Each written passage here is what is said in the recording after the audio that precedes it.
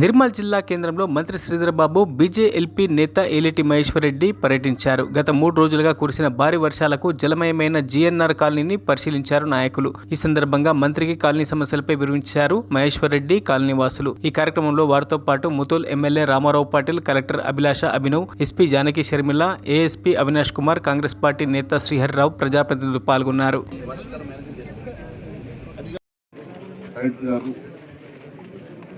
అధికారులు కాలనీ వాసులందరికీ కూడా నమస్కారం. గత 4 సంవత్సరాల నుంచి కాలనీలో జరుగుతున్నటువంటి వర్షాకాలంలో జరుగుతున్నటువంటి విపత్తు వల్ల ప్రతిసారి కాలనీ వాసులందరూ కూడా వారం రోజులు షెల్టర్ తీసుకునేటువంటి పరిస్థితి.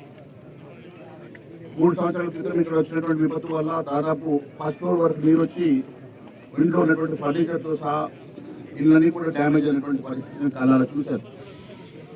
దాని తర్వాత నేను గెలిచిన అప్పుడు నేను దీన్ని చెక్ డ్యామ్ వల్లనే ఇష్యూ ఉన్నదని చెప్పి వీళ్ళందరూ చెప్తే దాన్ని డిమాలిష్ చేస్తారని చెప్పి నేను గెలవగానే ఫస్ట్ వెళ్ళేసి అదే పని నేను ఆర్డర్ తీసుకుని వచ్చాను.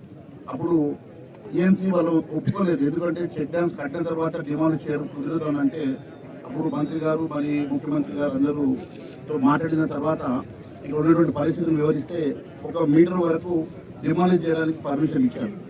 సరే, మీటర్ శాస్త్రీయబద్ధంగా ఎంతవరకు ఉపయోగపడుతుందో ఆలోచన చేయమని సాంకేతిక నిపుణులతోని మళ్ళొక్కసారి చర్చించి కలెక్టర్ గారి దగ్గరికి హైదరాబాద్ నుంచే ఆ ఇంజనీర్లను పంపించి నీరు ఎక్కువగా ఇప్పుడు అన్న 1 మీటర్ అన్నారు, ఇంకా కొద్దిగా తక్కువ చేయాలని అంటా ఉన్నారు.